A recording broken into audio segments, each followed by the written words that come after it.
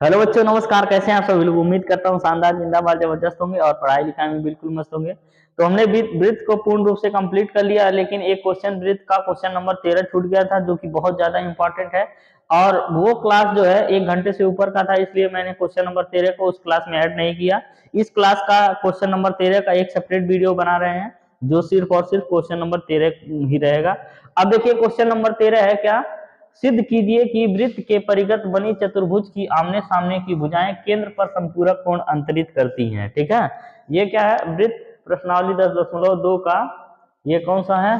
13वां सवाल है। ठीक है, आइए देखते हैं क्या क्वेश्चन नंबर 9 अगर आप लोगों ने लगाया होगा, समझा होगा, जाना होगा, तो ये क्वेश्चन नंबर 13 बिल्कुल आसान है। अगर क्वेश्चन नंबर 9 नहीं जानते हैं तो ये क्वेश्चन नंबर 13 कठिन होने वाला है। ठीक है, क्योंकि 9 से भी बहुत ज्यादा बड़ा है और 9 काफी बड़ा ऑलरेडी था। देखिए है क्या क्वेश्चन नंबर 13, बताते हैं। सबसे पहले समझिए, एक हम डायग्राम बनाएंगे वृत्त।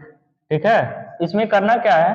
सिद्ध कीजिए कि वृत्त के परिगत चतुर्भुज एक बनाना है। परिगत का मतलब होता है कि उसके चारों तरफ एक एक बिंदु पर स्पर्श करते हुए वृत्त बना दीजिए, तो वही होता है परिगत। यानी कि यहाँ पे ये स्पर्श किया। अब हमको सिद्ध क्या करना है, बहुत ध्यान से समझिएगा। हमको सिद्ध करना है कि आमने सामने की भुजाएं केंद्र पर संपूरक कोण अंतरित करती हैं। सबसे पहले इसका एक केंद्र मानिए, केंद्र O है। केंद्र पर जो कोण बन रहा है, ये केंद्र पर कोण बन रहा है ना, यहाँ भी केंद्र पर कोण बन रहा है, इधर भी केंद्र पर कोण बन रहा है। ठीक है, जो केंद्र पर कोण अंतरित हो रहा है होंगे, यानी है कोण इस कोण के बराबर होगा, तो वो संपूरक होगा। संपूरक का मतलब होता है दो कोणों का योगफल क्या हो, 180 अंश हो, उसी को बोलते हैं संपूरक कोण। यानी कि ये कोण इस कोण के योगफल के 180 अंश के बराबर होगा, अथवा ये कोण इस कोण के 180 अंश के योगफल के बराबर होगा। यही हमको सिद्ध करना है। दोनों में से कोई भी सिद्ध कर देंगे तो हमारा सिद्ध हो जाएगा। मान लेते हैं ये त्रिभुज, वो चतुर्भुज ए है, बी है, ये सी है, ये क्या है? डी है। ठीक है, स्पर्श बिंदु होगा P है, और इसका स्पर्श बिंदु Q है, इसका स्पर्श बिंदु R है, और इसका स्पर्श बिंदु क्या है? S है। फिर क्या करते हैं? स्पर्श बिंदुओं को मिला देते हैं। ठीक है, डैश डैश करके स्पर्श बिंदुओं को मिला दीजिए। मिला दिए स्पर्श बिंदुओं को। फिर यहाँ पे भी स्पर्श बिंदु को मिला दीजिए, यहाँ भी स्पर्श बिंदु को मिला दीजिए, यहाँ भी स्पर्श बिंदु को मिला दीजिए। जब इन स्पर्श बिंदुओं को मिला दिए तो हमको क्या पता है कि वो स्पर्श रेखा पे लंब होती है। ये तो सबको जानकारी होगा ही, स्पर्श रेखा पे क्या होती है? लंब होती है। ठीक है, इतना चीजें अब आपको पता है। अब देखिए क्वेश्चन नंबर 9 में इधर भी एक डायग्राम था, ऊपर भी दो स्पर्श रेखाएं थी, और ये था, सिर्फ यही एक स्पर्श रेखा बढ़ी है। तो देखिए इस क्वेश्चन में हम करेंगे क्या? सबसे पहले हम लिखेंगे सिद्ध करना है। ठीक है, क्या सिद्ध करना है उसको जान लिया जाए। सिद्ध करना है कि जो केंद्र पे चार तरफ से कोण बन रही है, एक कोण इधर से, एक कोण इधर से, एक कोण इधर से, और एक कोण इधर से, तो आमने सामने के कोण संपूरक होते हैं। संपूरक का मतलब आमने सामने के कोण 180 अंश के बराबर होंगे। यानी कोण ए ओ बी, कोण ए ओ बी प्लस नीचे वाला कोण सी ओ डी, प्लस कोण सी ओ डी बराबर 180 अंश। ये सिद्ध करिए, अथवा आप, अथवा नहीं तथा लिख लीजिए, तथा, और इधर वाला आप सिद्ध कर लीजिए, बी ओ सी, कोण बी ओ सी और ए ओ डी प्लस कोण ए ओ डी, इसका भी योगफल क्या है? 180 अंश के बराबर है। यही हमको सिद्ध करना है। अब देखिए करेंगे क्या? सबसे पहले लिखेंगे दिया है। क्या लिखेंगे? दिया है। दिया है ना, क्या है? ओ केंद्र वाला, ओ केंद्र वाला एक वृत्त है, ओ केंद्र वाला एक वृत्त है। ठीक, जिसके परिगत परिगत ए बी सी डी एक क्या है? चतुर्भुज है। ए बी सी डी एक क्या है? चतुर्भुज है। ठीक, यानी कि इसके परिगत यानी इसके चारों तरफ ए बी सी डी एक चतुर्भुज है, जिसकी भुजाएं जिसकी भुजाएं क्रमशः बिंदु P, Q, R तथा S पर, बिंदु P, comma Q comma R तथा एस पर क्या करती है, स्पर्श करती है, स्पर्श करती है। ठीक है, लिख लीजिए। अब बहुत सारा चीज और लिख सकते हैं, लेकिन लिखने की जरूरत नहीं है, इतना बहुत है। और क्या लिख सकते हैं कि मतलब हम रचना एक लिख लेते हैं, चलिए रचना लिख लेते हैं। रचना क्या कर लीजिए, केंद्र ओ से बिंदु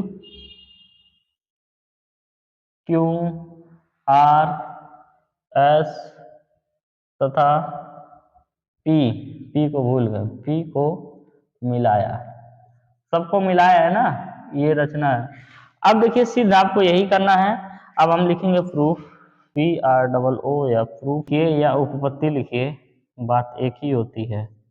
ठीक, उपपत्ति।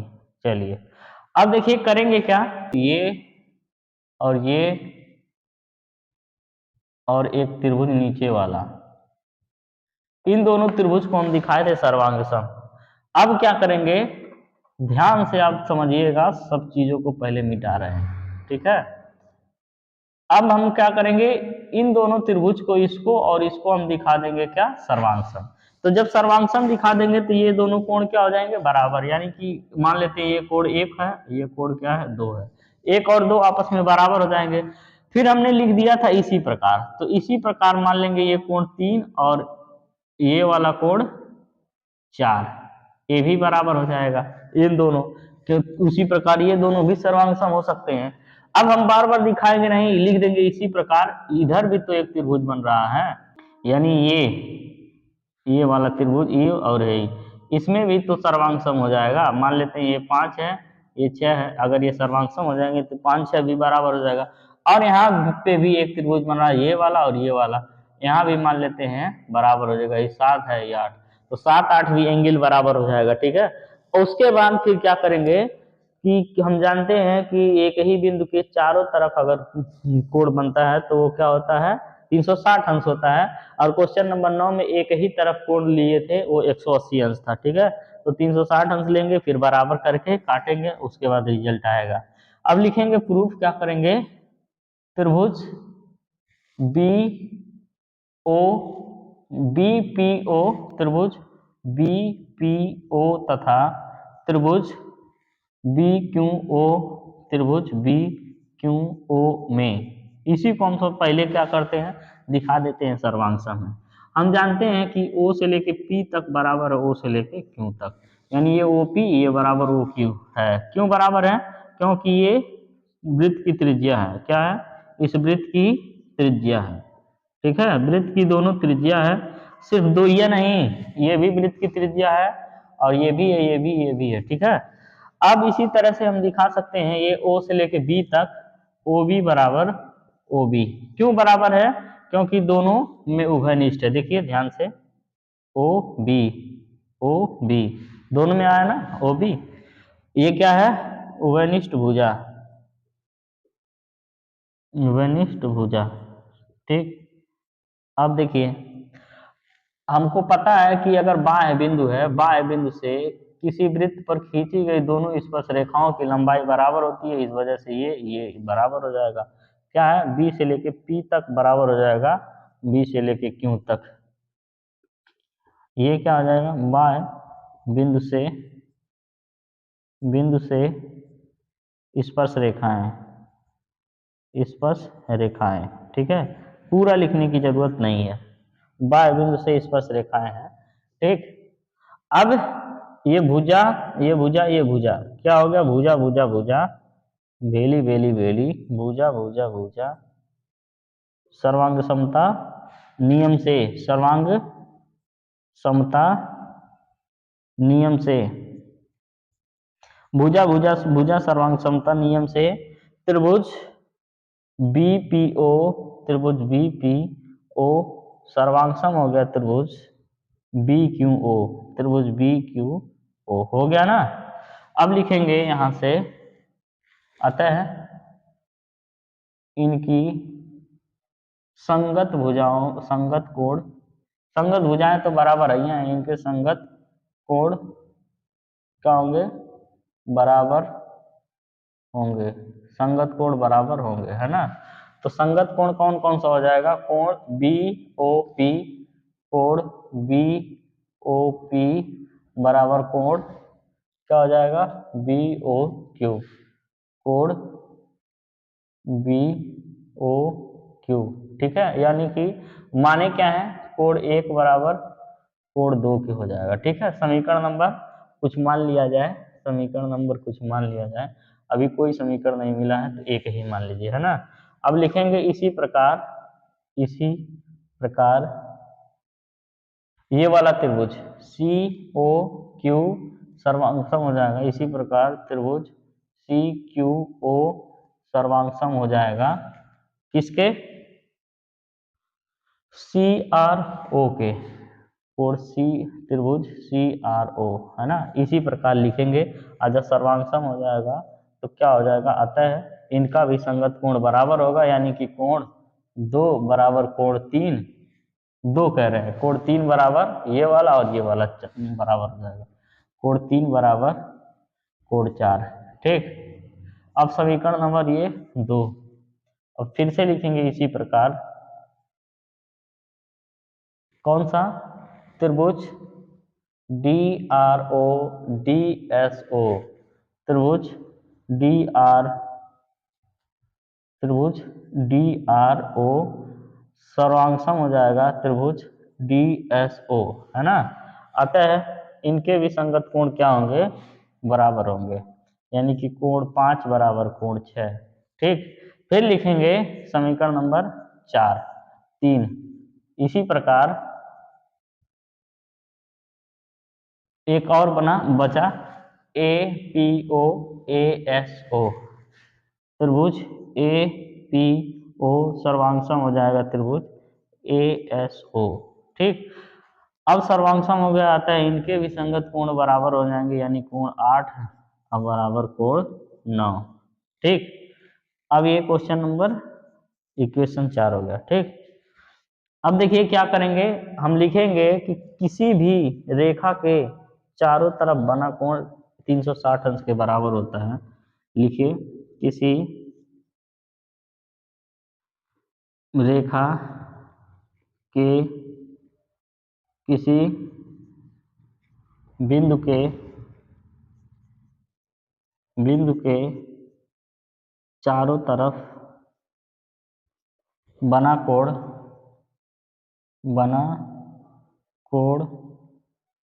360 अंश के बराबर होता है, ठीक है। अगर आप ऐसे सबको दिखाएंगे, इसी प्रकार नहीं लिखेंगे तब तो 4-4 पेज का हो जाएगा, ठीक है। तो ऐसे दिखाया जाता है, ठीक। अब देखिए क्या बराबर होगा, चलिए देखिए 360 अंश के बराबर होगा, यानी कि कोण 1 प्लस कोण 2 प्लस कोण 3 प्लस कोण 4 प्लस कोण 5 प्लस कोण 6 और प्लस कोण 7 और प्लस कोण 8 बराबर कितना हो जाएगा, 360 अंश, ठीक है। अब देखिए सभी कोणों का मान क्या है, 360 अंश के बराबर है। अब देखिए कोण 1 बराबर कोण 2 है। अब हम क्या करेंगे, कोई एक हम दिखा देंगे बराबर है, यानी कि कौन सा दिखाएं, देखिए एक ही है दिखा दे, 1 और 8 वाला, और एक ही है दिखा दे, भूल कुछ देर के लिए है सब मिटा दो, ठीक है, भूल जाओ। हाँ 1 और 8 वाला बचा लीजिए और 4 और 5 वाला बचा लीजिए, क्योंकि यही आमने सामने वाला है ना, 1 और 8 इसके सामने 4 और 5 है, तो बदल दीजिए समीकरण एक सबका यूज करके। तो देखिए कोण 1 के जगह यहीं पे बचाना ही है, कोण 1 और 2 के जगह क्या लिख सकते हैं, कोण 2 के जगह पे समीकरण 1 से कोण 2 को कोण 1 लिख सकते हैं, कोण 1। कोण 3 को क्या करिए, कोण 4 से लिख लीजिए, कोण 3 को कोण 4 लिख लीजिए और कोण 4 को कोण 4 रहने दीजिए। कोण 5 को क्या करिए, रहने दीजिए। कोण 6 को क्या करिए, 5 6 बराबर था ना, 6 को 5 लिख दीजिए और आगे 7 को 8 लिख दीजिए और 8 को 8 रहने दीजिए, ठीक है, कोण 8 रहने दीजिए बराबर 360 अंश। क्या किए हैं, एक में बदल दिए, 4 में बदल दिए, 5 में बदल दिए, 8 में बदल दिए। क्यों? 1 8 4 5 है ना, बदल दिए। अब देखिए ये 2 बार हो जाएगा, 2 बार कोण 1 और प्लस 2 बार कोण 4 और प्लस 2 बार कोण 5 और प्लस 2 बार कोण 8 हो गया ना। अब बराबर ये हो गया 360। अब भी कॉमन कर लीजिए, कोण 1 एंगल 1 और प्लस एंगल 8 एक साथ कर लीजिए। इसी तरह से एंगल 4 और प्लस एंगल 5 एक साथ कर लीजिए। अब बराबर है 360 अंश। है 2 से कटेगा तो है एंगल 1 प्लस एंगल 8 क्या है, हिंदी में लिखिए, देखिए एंगल 1 और एंगल 8 क्या है, B B O P. Angle 1 है कोण बी ओ पी और एंगल 8 क्या है, A O P, angle A O P. और प्लस एंगल 4 क्या है, सी ओ आर, कोण सी ओ आर। और प्लस एंगल 5 क्या है, डी ओ आर, कोण डी ओ आर। बराबर है, जब 2 से 360 कटेगा तो 180 बच जाएगा। ठीक, अब देखिए बी ओ पी और A O P, B O P A O P पूरा मिला के ए ओ बी हो जाएगा, है ना, angle A O B, angle A O B. इसी तरह से नीचे देखेंगे C O R D O R, C O R D O R, यानी पूरा मिला के यही है, पूरा हो गया C O D, angle C O D बराबर 180 अंश। यही दिखाना था, सी ओ डी और ए ओ बी 180 अंश। यहाँ से आपका आ गया, लिख देंगे हेंस प्रूव्ड, हेंस प्रूव्ड। और लिख देंगे इसी प्रकार, क्या लिखेंगे, इसी प्रकार एंगल बी ओ सी और plus angle A O D बराबर 180 अंश। ठीक है, यानी इसको दोबारा दिखाने की जरूरत नहीं है, इसी प्रकार है जैसे ये दिखाएं ऐसे ये भी हो जाता है। दोबारा दिखाएंगे तो इतना डबल काम लगेगा। चलिए ठीक है, यही एक क्वेश्चन बचा था और उसके बाद फिर हम आगे अब अगला कोई चैप्टर करेंगे अगले एपिसोड में। ठीक है, धन्यवाद।